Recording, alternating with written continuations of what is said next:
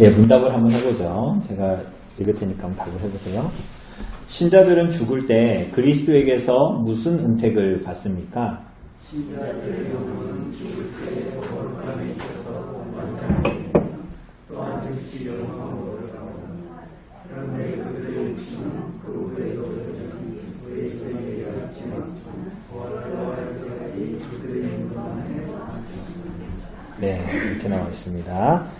우리가 지금까지 본 대로 그리스도께서 획득하신 구원이 우리들의 이 땅에서의 생명을 누리는 동안 어떤 유익을 받게 되는가 그 내용이었다면, 우리가 오늘 보게 되는 내용은 37문답은 죽을 때 받는 유익입니다. 죽을 때. 그러니까 죽을 때도 우리들에게 유익이 있습니다. 그리스도로 말미암은 유익입니다. 이것은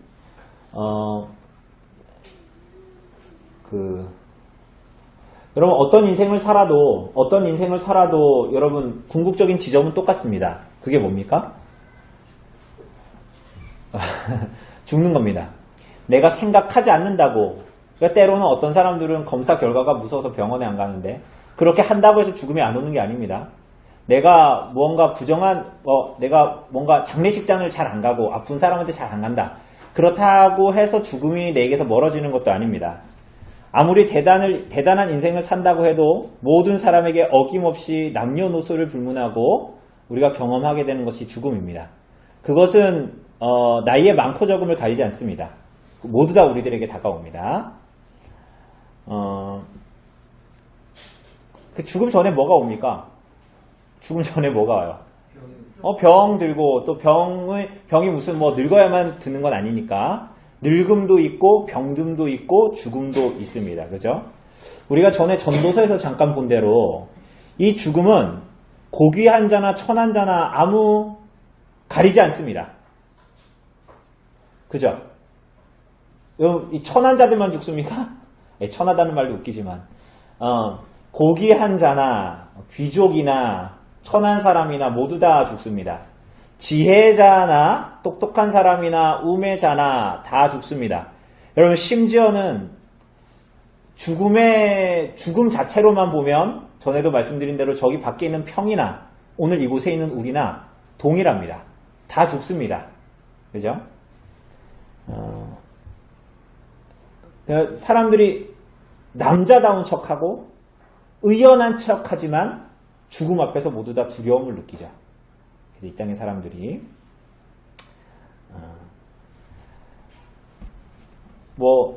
죽음은 둘째쳐도 우선 사람들은 대부분 병드는 거, 늙는 것도 무서워합니다.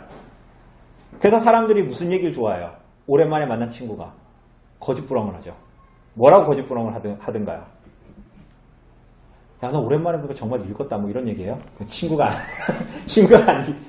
그런 얘기 할 수 있겠다. 친구면 그런 얘기 할 수 있겠군요. 젊어졌다, 이런 말, 좋아하죠. 근데, 자신은 압니다. 뭘 알아요? 뭘 압니까? 내가 늙어가고 있다라는 걸 사실은 압니다. 그죠? 그냥 들어서 기분이 좋은 거지. 젊었을 때는 밤을 새도, 우리 기현 형제만 일주일에 한두 번은 밤을 샌대요. 아이들하고 놀아주고, 또 놀아주고 나서 아이들이 잠들면 일을 하느라고, 저는 아이들한테 놀아주는 걸 포기하고 그냥 일을 할 텐데, 기현 형제는 애들하고 놀아주고 애들이 자면 그때부터 일을 해서 밤을 샌대요. 자, 근데, 젊었을 때는 밤을 새도 그 다음날이 거뜬하죠. 근데 나이를 먹으면 어때요? 그 다음날만 영향을 주는 게 아니라 일주일 내내 영향을 줍니다. 동감하시죠? 그죠? 옛날에는 밥을 많이 먹어도 소화가 돼요, 안 돼요? 많이 먹어도 소화가 됩니다. 많이 먹어도 소화가 되는데 이제는 많이 먹으면 어때요? 너무너무 힘들어지고. 옛날에는 살을 빼면 젊었을 때 20대 몸으로 막 돌아가는 것 같아요. 그런데 이제는 살을 빼면 어때요? 저거 약간 경험담 같은데요? 살을 빼면 힘이 없어지죠.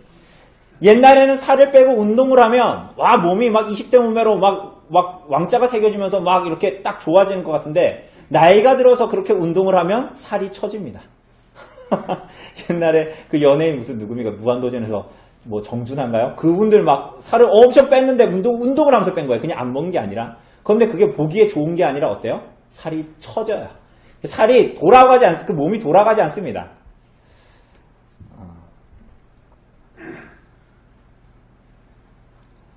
그래서 사람들은 그걸 이제 다 경험하죠.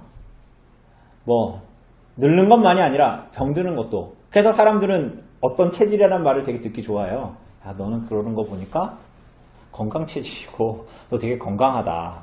뭐 이런 얘기도 합니다. 근데 그래서 이제 똑똑한 주부들은 이제 가족들에게 건강한 먹거리를 제공하기 위해서 여러 가지 분투를 하죠. 그런데 사실은 우리가 잘 생각해 보면 그렇다고 해서 병이 안 드는 것도 아닙니다. 사실은 본질적으로 우리는 완전한 소화와 완전한 연소를 하지 못하는 몸이 되어버렸습니다. 그죠?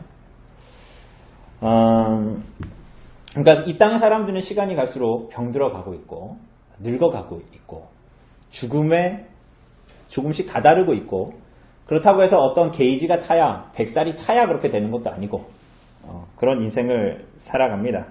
말은 하지 않지만 그리고 당장 내가 죽지 않기 때문에 사람들은 이렇게 비참한 인생을 살면서도 그 티를 내지 않고 그냥 잊어버리고 살기를 원하고 그렇게 하죠. 여러분 고등학교 때나 중학교 때 죽음에 대해서 잘 생각 안 해보잖아요. 그죠? 그 인생이 얼마나 비참한 것인가에 대해서 생각 안 하잖아요. 우리 저기 지금 밖에서 열심히 뛰어노는 저 아이들 죽음과 병든과 늙음의 비참함에 대해 생각 안 하잖아요. 그죠? 우리 전에 왔던 저 이승준 목사라는 머리 이렇게 없는 분 있잖아요. 자꾸 얘기 죄송합니다. 그분이 고등학교 때 그 김덕신 목사님이라고 되게 훌륭하신 목사님이 계셨는데 그분이 이제 그 이승준 목사님한테 그런 얘기 했대요. 너 응급실 앞에서 항상 응급실에 자주 가라고. 응급실 앞에 앉아있어 보라고.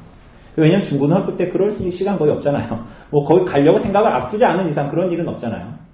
그런데 그런 얘기 하더라고요. 거기 앞에 있으면서 자기는 이제 보지 못했던 좀 신세계라고 말하기는 그렇지만 인생이 뭔가에 대해서 좀 제대로 계속 직시하게 되는 거죠. 사람들이 어떻게 살고 있고 어떤 위기에 처해져 있고 사람들은 결국 어디로 가는구나. 똑같이 비참한 인생을 삽니다. 근데 요리문답은 죽음에 대한 해법을 얘기합니다. 그 해법이 뭡니까? 그 해법을 어디에서 찾죠?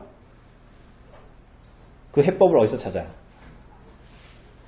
네, 우리 예찬이가 역시 교회를 집처럼 생각하는 아이라서 예복을 입고 있어요. 여러분, 인간에 대한 모든 내용들은 다 어디에 나와요? 13문에서 19문에 다 나옵니다. 인생의 비참함과 죄의 상태는 다 나옵니다. 그런데 이 비참함, 이 죽음과 병든과 늙음에 대한 해결책을 어디서 찾습니까? 어디서 찾아요? 네, 그리스도에게서 찾습니다. 그리스도에게서 찾습니다.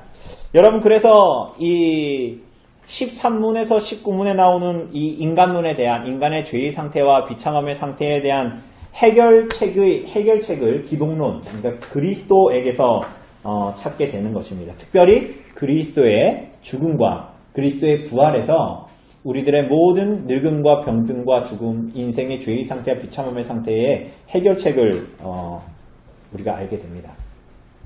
우리가 오늘 보게 되는 것 그리고 이제 다음 주에 보게 되는 것은 이제 종말론에 대한 부분이라 그랬습니다. 그죠? 우리가 몇 번을 얘기했는데 이 종말론은 우리가 계시록 할 때도 잠깐 다뤘던 것 같은데 두 가지로 나눌 수 있습니다. 이 종말론은 어떻게 나눌 수 있죠? 무슨 종말론 나눌 수 있습니까? 뭐 시한부 종말론 이런 거 말고 개인적인 종말론하고 또 하나는 뭐예요? 그러니까 우주적인 종말론, 일반적인 종말론을 얘기하는 겁니다. 개인적인 종말론은 뭐예요? 개인적인 종말론은 그야말로 뭡니까? 지금까지 계속 얘기했던 죽음에 대한 얘기입니다. 그러니까 육신의 죽음, 영혼의 불멸, 그리고 중간 상태. 이 중간 상태라는 것은 우리가 카톨릭처럼 연옥에 죽은 다음에 구천을 떠돈다, 뭐 연옥에 떠돈다, 천국도 지옥도 아닌 곳에 머문다 이런 얘기가 아니라 그리스도께서 다시 오셔서 그야말로 어린 양의 혼인잔치가 펼쳐지기 전, 그러니까 그 전까지